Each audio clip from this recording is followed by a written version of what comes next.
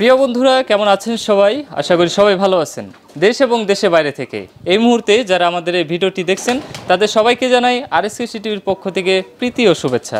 বন্ধুরা, আমরা কিন্তু বরাবরের মতো আরও একটি কবুতর খামারে আপনাদের নিয়ে আসলাম। আপনারা জানেন বর্তমানে বাংলাদেশে ব্যাপকভাবে এই কবুতর পালন হচ্ছে। অনেকে কিন্তু প্রথমে দ্বিধায় ছিলেন আপনারা যে কবুতর পালন আসলে লাভজনক কিনা, বা এদের রোগবালাই বেশি হয়, এগুলো পালন করলে লসের মুখ দেখতে হবে কিনা। কিন্তু ধীরে ধীরে কিন্তু আমাদের প্রতিবেদনের স্বার্থে বা আমরা তুলে ধরতেছি বিভিন্ন সফলতার গল্প, যারা কবুতর পালন করে সফল হয়েছে। এবং আমাদের এই প্রতিবেদনের মাধ্যমে কিন্তু আপনি চাইলেই কবুতর ক্রয় করে নিজেও খামারি হতে পারেন। আমরা তেমনই একটি সফলতার গল্প আপনাদের শোনাবো, যিনি কবুতর পালন করে নিজ বাড়িতে ব্যাপক সফলতা পেয়েছেন। এবং এখানে আপনারা দেখতেছেন পিছনে যে ঘরটা, এখানে কিন্তু দেশি কবুতরের জন্য তৈরি হলেও আপনারা উপরে দেখতে পাচ্ছেন সিরাজি কবুতর রয়েছে। এগুলো কিন্তু দেশির সাথে ছেড়ে দিয়ে একসাথে পালন করা যায় অনায়াসেই।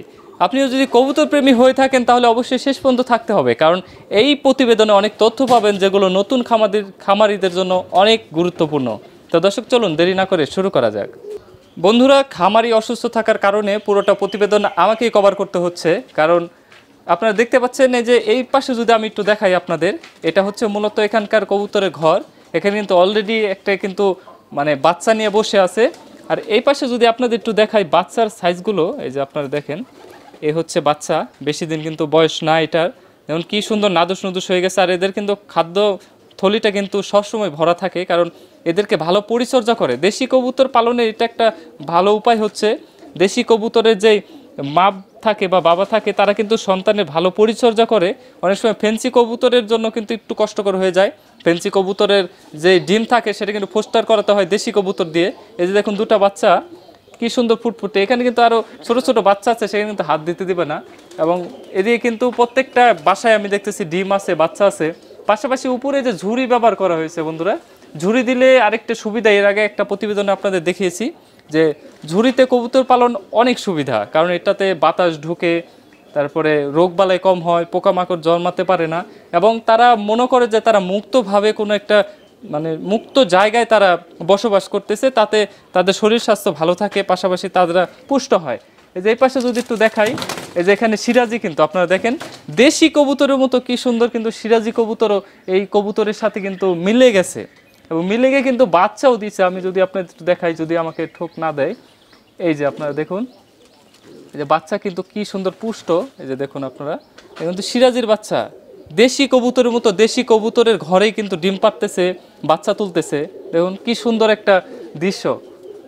পাশাপাশি এখানে কিন্তু সব খোপেই কিন্তু ডিম বাচ্চা আছে। আপনারা এই যে নিচে যদি আমি একটু দেখাই, এখানে দেখলেই আপনারা বুঝতে পারবেন, এখানে কিন্তু এই যে সিরাজি কবুতর আছে, মুখী কবুতর আছে, আরও কিছু জাতের কবুতর কিন্তু এখানে আমরা দেখতে পাচ্ছি, বোম্বাই আছে দেখা যাচ্ছে। তো আপনারা চাইলেই এই খামারে বা এই যে নাম্বারটা দেওয়া আছে সেখানে যোগাযোগ করে কিন্তু কবুতর কিনতে পারেন। আপনাদের যদি কবুতর ঘরও প্রয়োজন হয়, এখানে কিন্তু বাহিরে আমরা দেখিয়েছি যে প্রচুর ঘর রয়েছে, আপনারা ঘরগুলো কিনতে পারেন।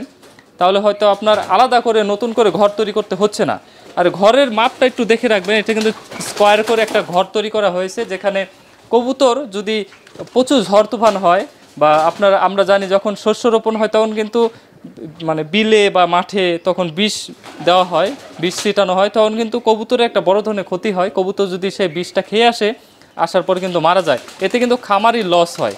এর জন্য সেই সময়টায় যখন চাষবাস হয়, শস্য ফলানো হয়, তখন যদি আপনি আটকে রাখতে চান তাহলে সেই পরিকল্পনা করে আপনার কবুতর ঘরটা তৈরি করতে হবে, পর্যাপ্ত বড় রাখতে হবে, যেন সেখানে কবুতর অনায়াসে আটকে রাখলে থাকতে পারে। অনেক সময় দেখা যাচ্ছে 7 দিন 8 দিন ধরে একটানা বৃষ্টি হয়, তো তখন কিন্তু কবুতর ছেড়ে দিলে স্যাঁতসেঁতে ভাব বা ভিজে যাওয়ার কারণে তাদের বড় ধরনের ক্ষতি হবে। তো সেই ক্ষেত্রেও কিন্তু আপনারা তখন ছেড়ে দিয়ে পালন করতে পারবেন। আর মেঝেটা দেখুন, মেঝেটা যদি এরকম পাকা দিতে পারেন আপনারা, তাহলে কিন্তু ভালো হয়, কারণ অনেক সময় ইঁদুরের আক্রমণে কিন্তু কবুতর বড় ধরনের ক্ষতি হয়। ইঁদুর কিন্তু মাটি খুঁড়ে বের হয়ে এসে বাচ্চা খেয়ে ফেলে, মাথা নিয়ে যায়, ডিম খেয়ে ফেলে, বিভিন্ন রকম সমস্যা করে। তো দর্শক, বেশি কথা বাড়াবো না, যেহেতু খামারি নেই, আমাকে যতটুকু তথ্য দেওয়া হয়েছে আমি আপনাদের জানিয়ে দিলাম। বন্ধুরা, এই যে খামারটা আমি কেবল আপনাদের দেখালাম, সেই খামারের কিন্তু এটা হচ্ছে বাইরের সাইড, এ পাশে হচ্ছে ঘর কবুতরের। আমি একটু দেখাতে বলবো, এটা হচ্ছে মূলত বাইরে থেকে যেরকম দেখা যাচ্ছে ঘরটা, এবং এই পাশেই কিন্তু এখান দিয়ে কিন্তু ল্যান্ডিংয়ের ব্যবস্থা করে দেওয়া হয়েছে, সেখান থেকে কবুতর ঢুকে অনায়াসে বের হয়। এবং পাশাপাশি এই পাশে কিন্তু খাবার দেওয়া হয় তাদের। এখানে আমি যেটা দেখলাম, খাবার তালিকায় তারা বর্তমানে শুধু ধান রেখেছে, কারণ বর্তমানে কিন্তু কবুতরের দামের চেয়ে কবুতরের খাবারের দাম অনেক বেশি।